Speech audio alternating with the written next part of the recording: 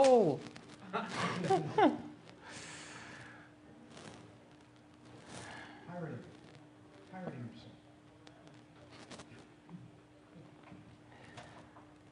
Okay, so we're about 5 or 10 seconds away. And you're live. Hi. Welcome to this presentation done at last minute. So, yeah, it's about 4K audio, the do's, the don'ts, and the pitfalls. What is me? I am Buzz, also known as Barzil, from the demo group Northern Dragons. So yeah, this talk is more oriented towards demo sceners than pure hackers. So you might need some kind of background or knowledge about the demo scene to understand the whole scope of this.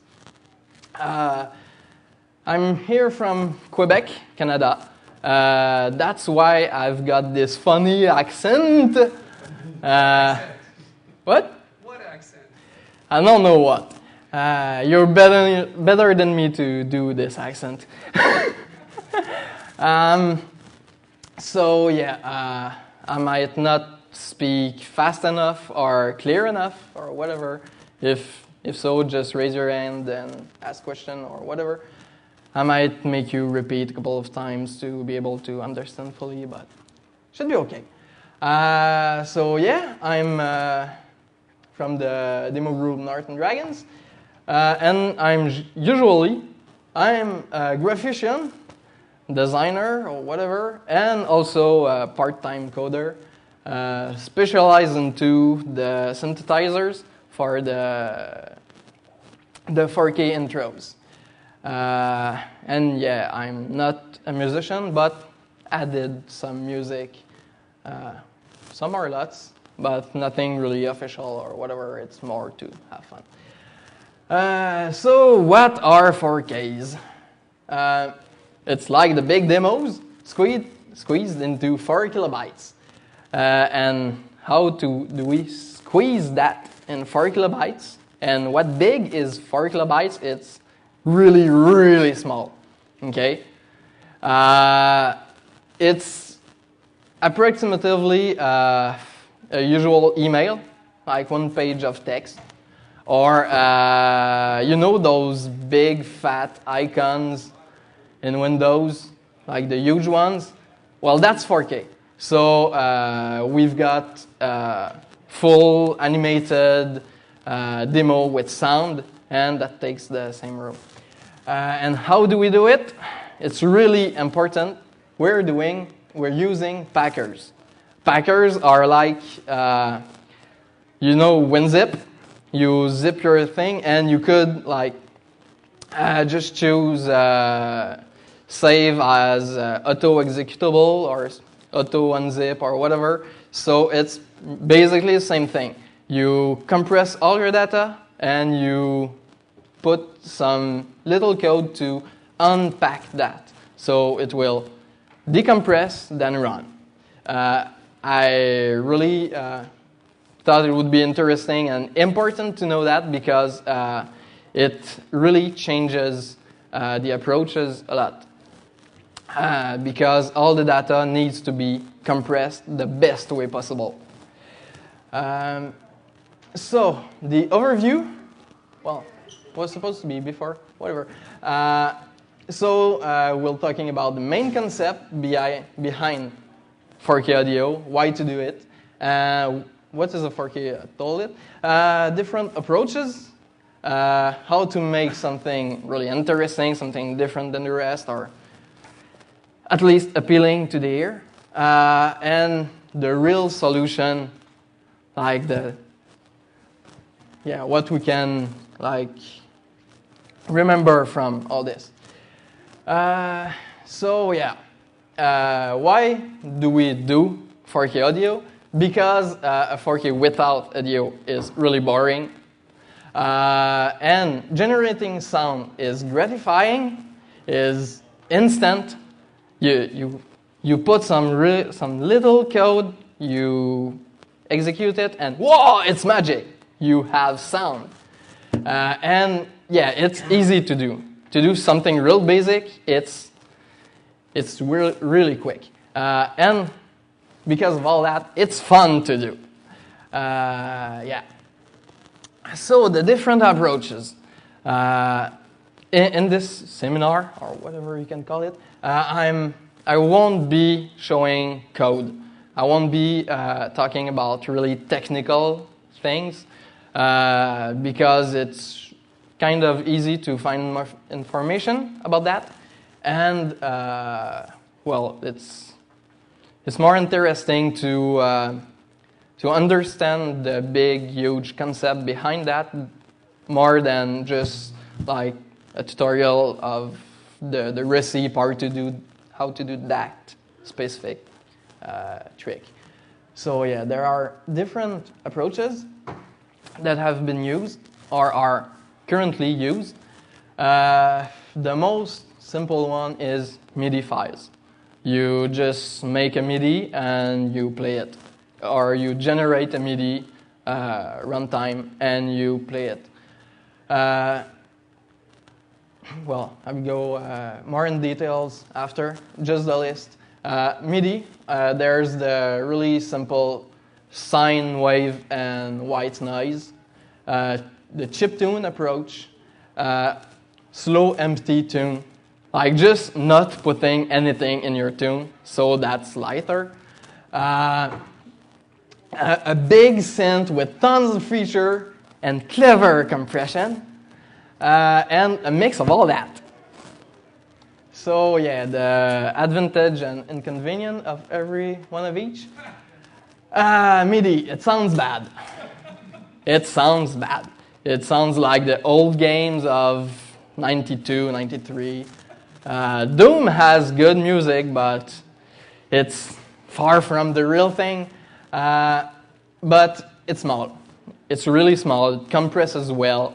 And the call to make the sound is really simple because you've got notes and you say, "Hey, sound card, play me that song," and it plays, and that's all. So you don't have to generate the sound, and so you drop all the interesting stuff, but it's light and not too complex.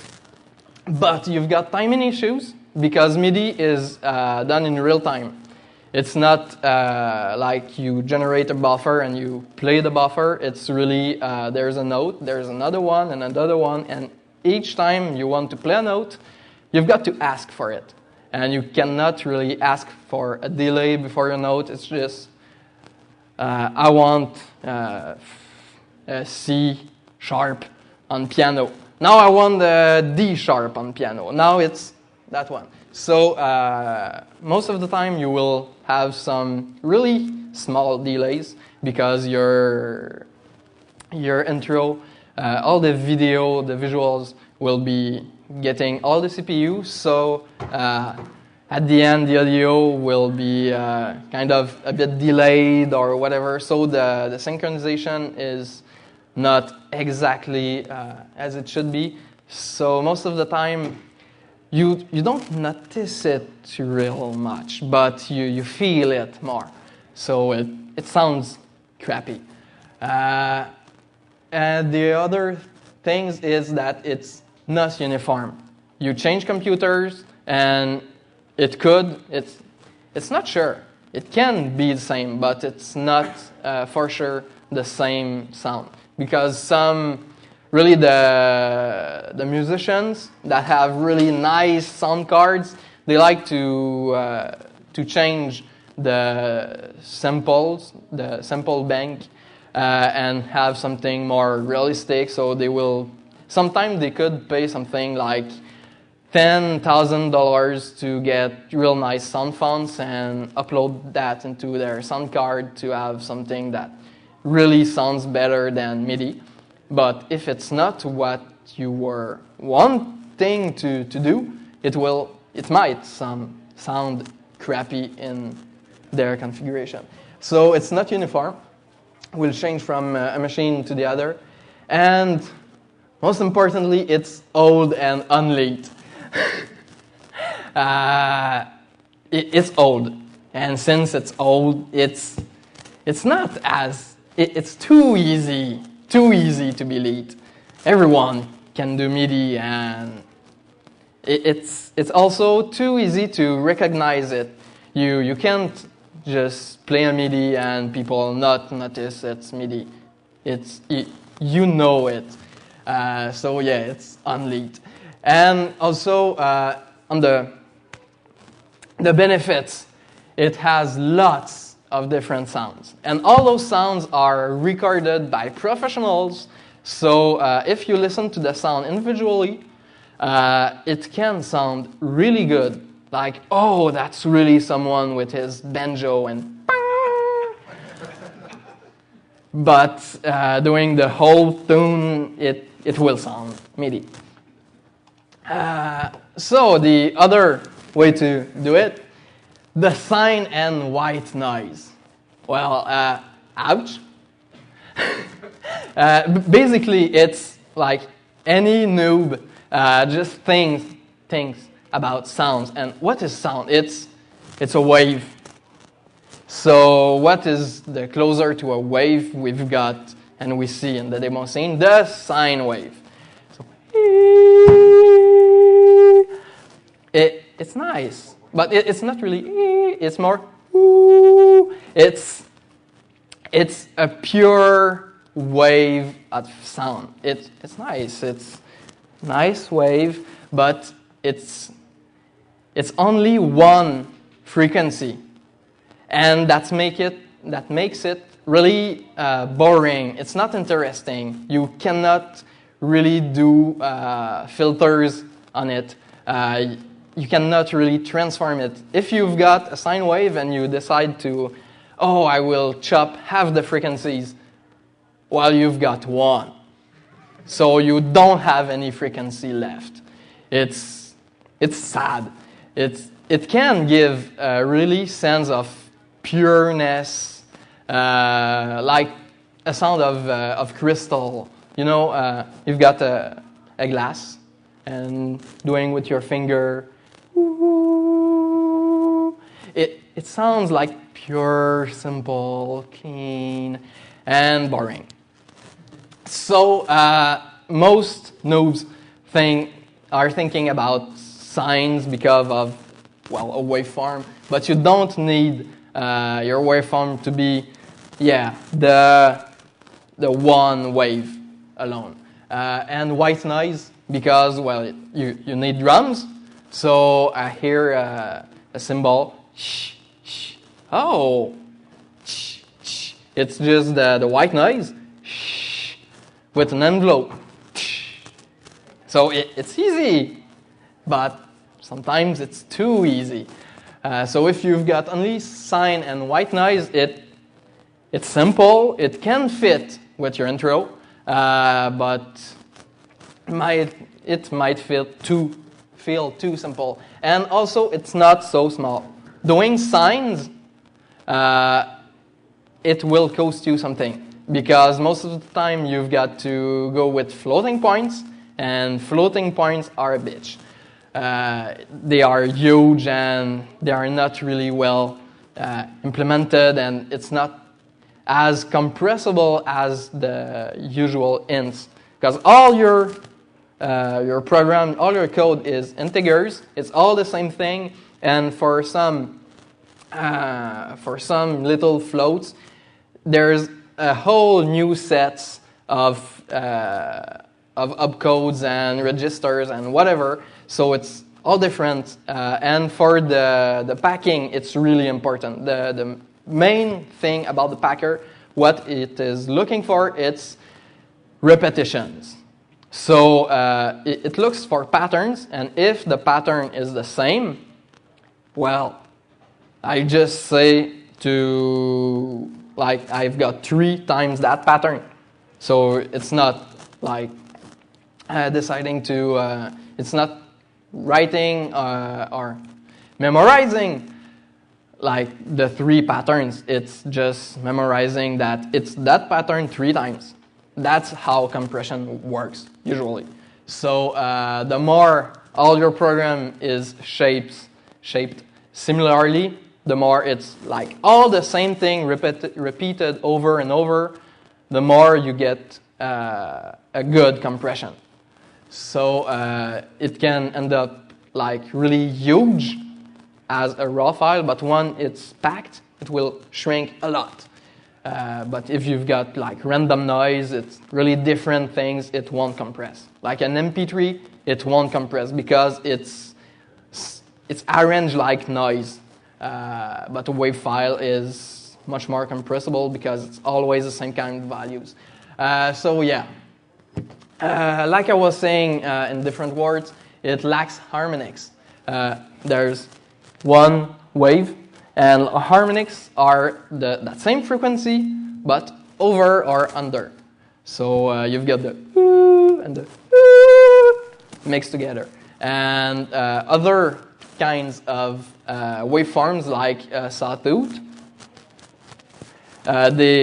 it's that way because it shapes, it gets some kinds of sine waves added together and kind of offsetted and all more like thinner. So you can think about it visually like that it adds up and subtracts to end up with a shape that is not a sine because there are really many different frequencies together.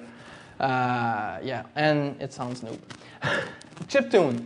Lots of people are thinking about 4K audio. They are thinking about, oh, I use chiptunes. Chiptunes are really small. Yeah, they are small, but not small enough. Because most of the time they are done with trackers that are not made to make data that compresses well. And most of the time they use small samples, which you won't use. It's a 4K. You've got like 1K for the audio. You won't waste that with a pre-made sample. You will replace that by something generated. So yeah, it needs a completely new approach. But you could get some inspiration from the old synthesizer from the 80s to do something. But it's not the only way. The empty slow thing is the raw approach. I need it to be small. I will make it like really few things, so it will be small. Okay, that works. That will work for anything. It's brute force. It's really you can't have something more basic than that, but it will be boring and really not impressive. If you've got one note every 3 seconds, dun, dun, dun, dun, will be boring. Unless you've got design in your demo that really fits with it. That can happen. I remember from Fairlight, not last year, the other year before, there was a growing thing. They did that for assembly. That was all gray with ambient occlusion, and there was some growing trees and shaking, and it was only the piano, the first instrument from the default MIDI system, and it's really simple, and it was like the same note over and over, and it wasn't boring because the design was there. It all fitted well all together, but that won't happen every time, because if every intro are using like really slow and simple stuff, you will need something really more energetic to get out of the crowd. So yeah. The also approach, which I've used more often than not, is the big synth with lots of feature and lots of cleverness. That's simple. It's like general. It's really fun. I'll put tons of stuff, and I will find a way to make it fit. So it needs cleverness. That's the main pitfall. It's hard to find cleverness. And also, trying to be too much clever is a trap. Because when you remember all of the data you will be generating, it will be really few data, but you need that to have some data. It needs to be compressed. So if you're thinking about algorithms to take some data and generate more data from that, every time you generate, it's more code. And code compresses much less better than data. So yeah, most of the time you're better off without trying to find funny algorithms and just save it straight, and it might be better. Like just something real simple, a byte or an int. I use a byte because it's smaller than an int, so at the end it will be smaller. Not every time. If you're always dealing with integers, then your bytes will use different codes and it will be compressed much less. So there are all those little traps that are sad, but they are there. And yeah, if you try to make something big that do lots of things and you end up without knowing it's crap until it's done, because it will be big and you will be like planning a lot in advance. And okay, after that I will do that and that and that, and at the end, when it's done, it might be too huge and uselessly huge. Also, a big synth. Like I did, you could make a tool, a nice interface for your musician, and that's instant love and instant hate.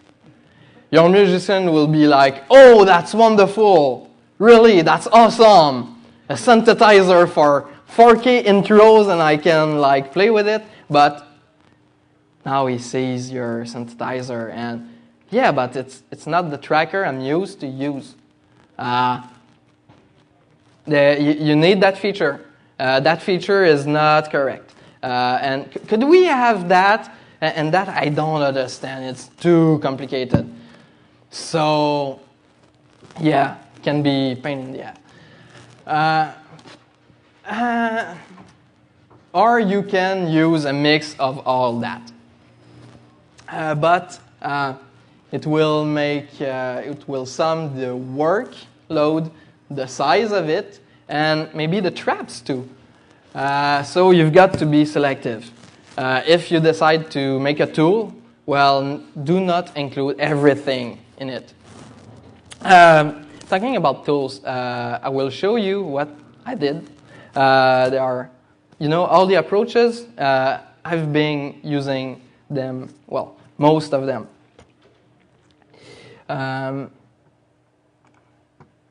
We will start with the first one I did. It was in 2004. It was for, that's the first thing I did. The first synth, it was just raw code. There was no tools or whatever, and it doesn't display. Okay, it displays.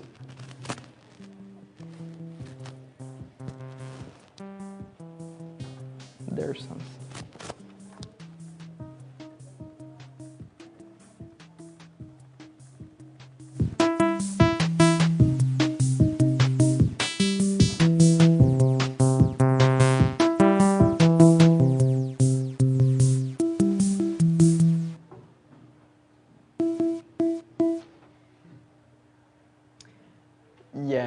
The sound in that, it's just sawtooth with some weird low pass filter.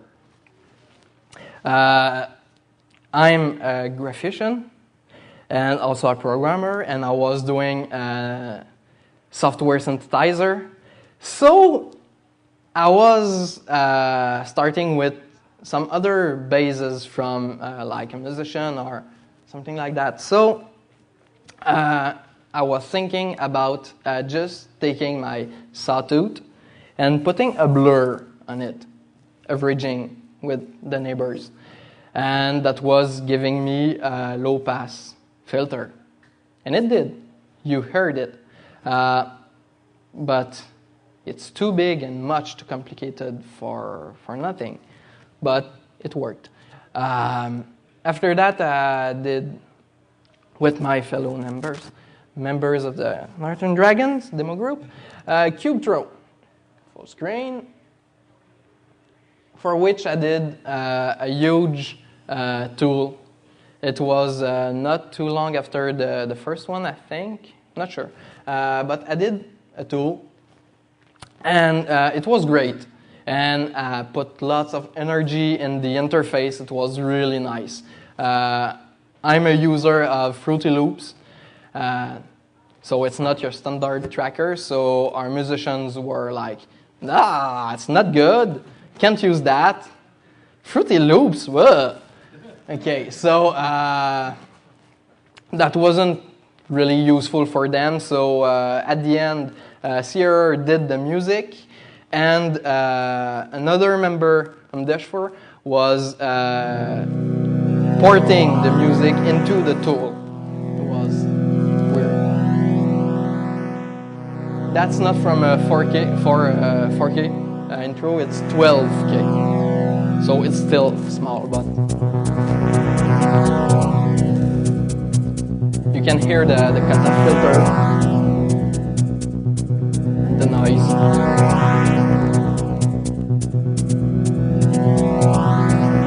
And the it's the cutoff less and more, like for the big bass.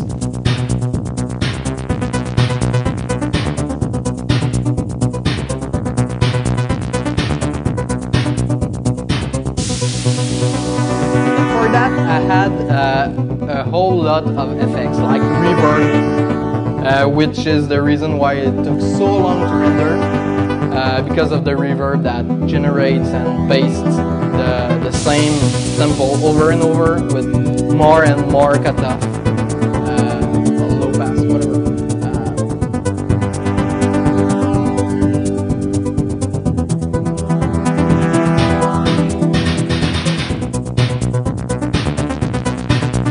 That's how the snare is done. The metallic sound is the reverb.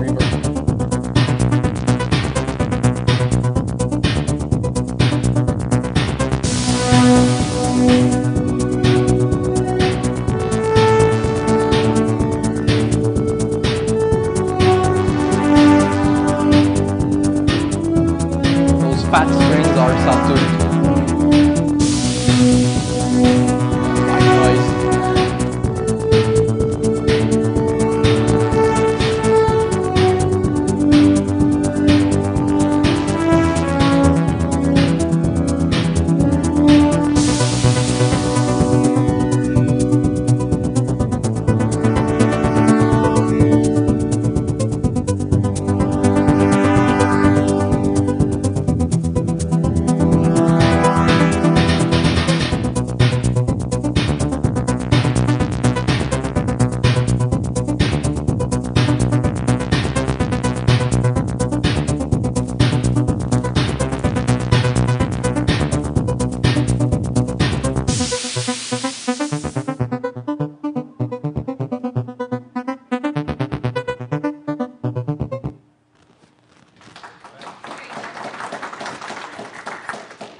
Thank you.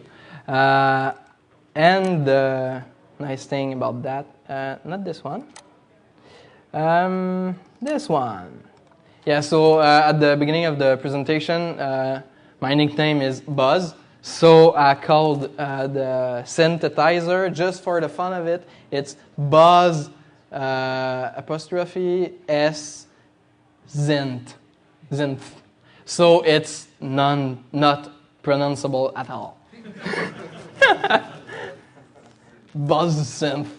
Yeah. So that's the tool. It's nice. I had lots of fun doing the interface. It's all done with GDI because I tried to use Seaboulder with like all their funny, like knobs and whatever, sliders and buttons, but wasn't like close enough to Fruity Loop to my taste. So I decided to do all of it myself. And yeah, it's nice. You can like turn knobs, and it's fun. It's fun. The sad thing about that, it's too old. I don't remember much how you've got to start to get a basic sound. I tried some like an hour ago when I was preparing that speech, but yeah. I haven't found the way because all the settings are all 0 by default. So you've got to put them at some values like the attack. It must be non-zero. Frequency is well. There is a cut. Some false resonant filter was much more like a high pass, clipping to do like nice distortion, reverb, like how many times you reverb and how much you put low pass on it, and even panning and volume, and all those were linkable with LFOs, so you could automate that. So I have a like trance effect, and there was like your patterns that you would edit in that. The patterns, how many times it repeats, the instrument it uses, the offset at which it starts, and the length of the loop. Was nice, was fun, but not enough. So I dropped that, and the next thing was Blobzilla, which we decided it. Well, I'll show you. Yeah, 4,000. We cut the 96 bytes that were over just to fit with the name. What you are hearing is almost all MIDI sounds. But there is some fake theremin sound. Should be. Oh, not now. Yeah, this is synthesized. So I hacked the sound bank of MIDI, which is standard on all Windows machines. And copy-pasting the samples and making them shorter or longer to make different pitches. And yeah, that's pretty much it. So all the sounds are MIDI except the theremin. For this one, we didn't use a tool. It was all written by hand in a .h, in a header file. Painful, but well. We started from a module thing. Sierra did a nice .it, and I was like browsing the IT. Okay, that note. How much time after? Okay, and after? Okay, now this one, and yeah. Lots of typing. Boring, but it works.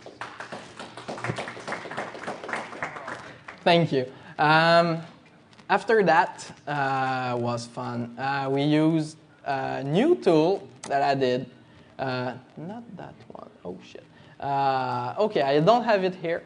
So it was basically taking the same approach as the previous one, ripping off the sound bank of MIDI. We were taking that, but adding filters on it. So adding some clipping to have some distortion, adding cutoff filters and all that kind of things. At the end, it wasn't too bad, but it sounds still a bit MIDI on the edges. That sounded like that. And our musician was pissed off about that tool. He left the group.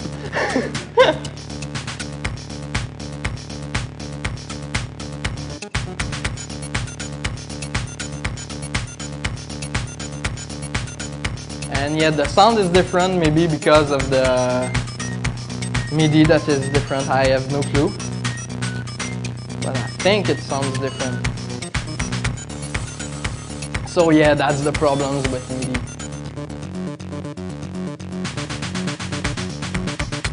So yeah, all the drums are from the sound bank.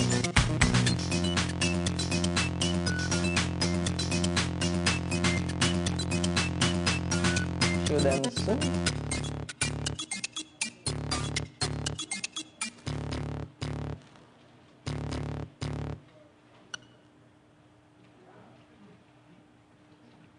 Okay, that's it.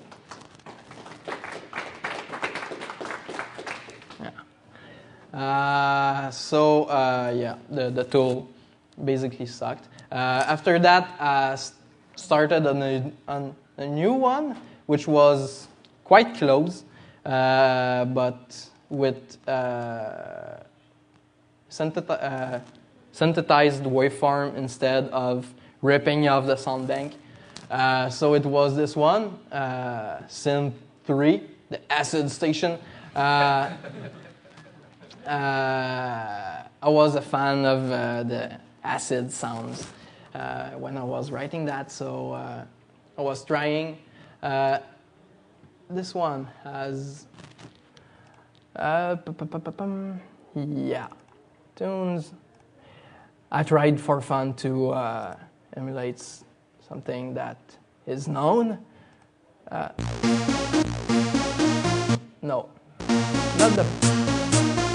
not the pattern, the whole tune. Yeah, it takes more time to generate.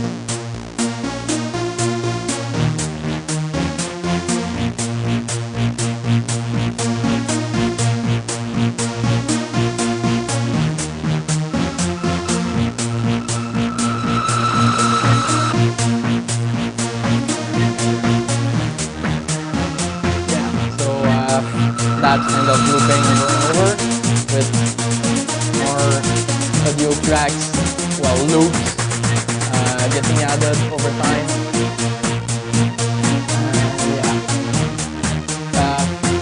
The basics behind that, I was thinking to be real clever. Okay, I was like,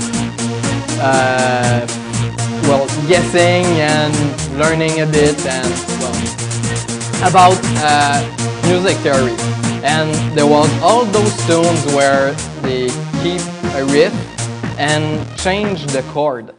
So it's like a basic chord, and they do some sequence of notes and they change the chord and do more notes. So I had a sequence of chords and the notes. So I was thinking it was really clever and you would just change the chords sometimes over time. But at the end, to get something interesting, you're always changing chord. So it might not be the best thing.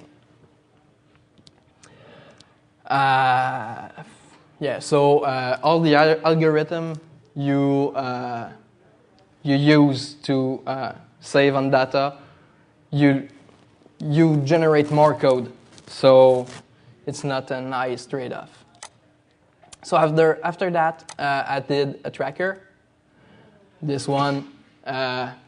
So I dropped the visual interface, which was so fun to make.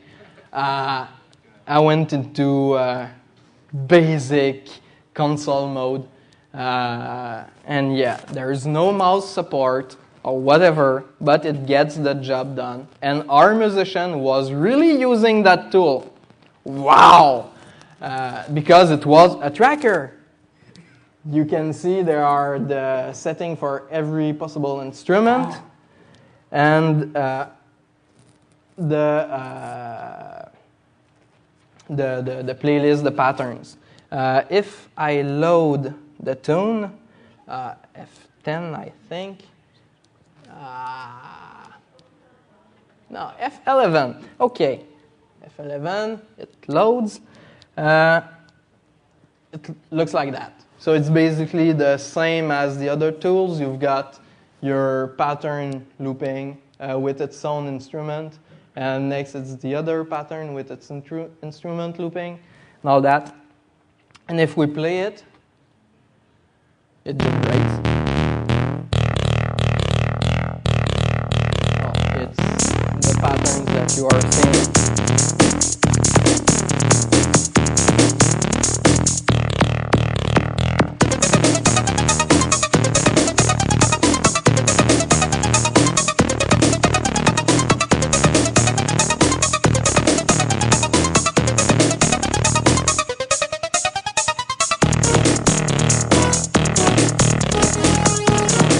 So this one is really a mashup of every other technique,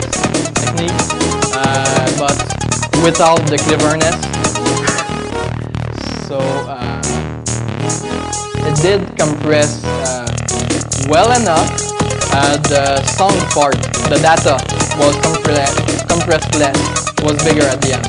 But the code to generate from the data was much smaller. So the trade-off was good. Yeah, so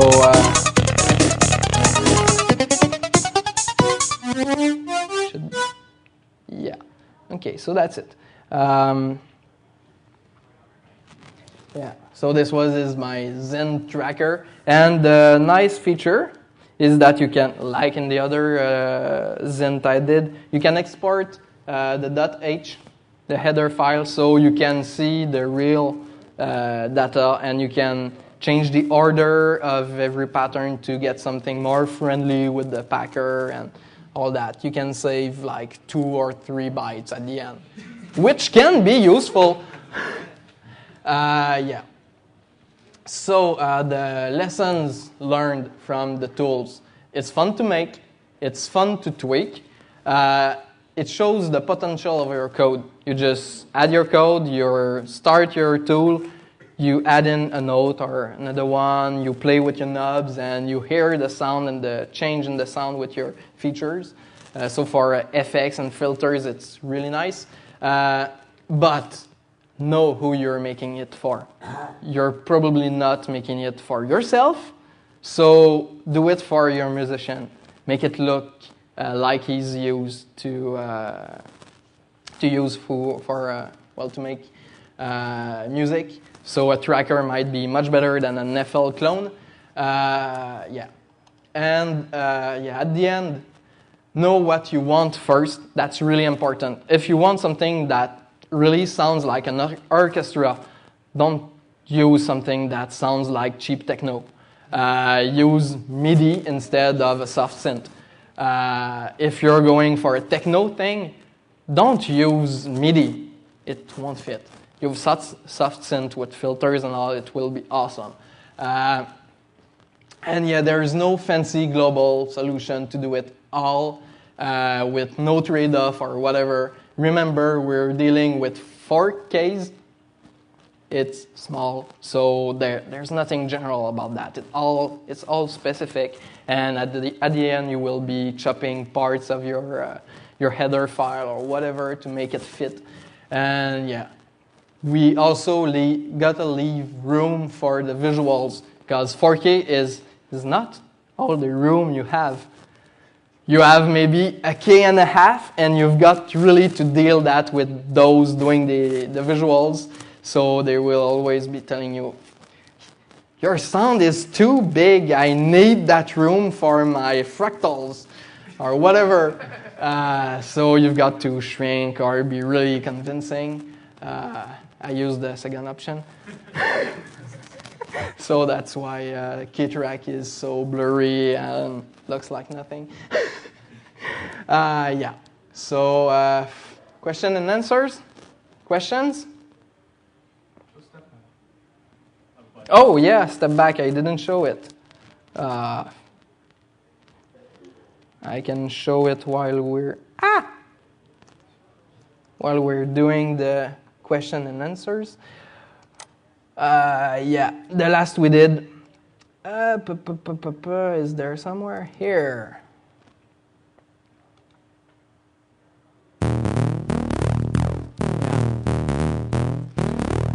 But it lasts a little while, and we're 3 minutes. We're 27 minutes into the break. Question, yeah? So, the sound. Yeah, can you repeat again? What? Back.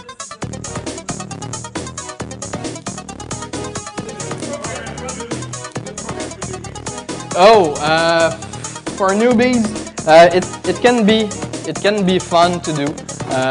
You will need some kind of framework, maybe.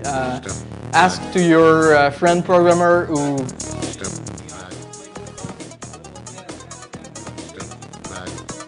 What?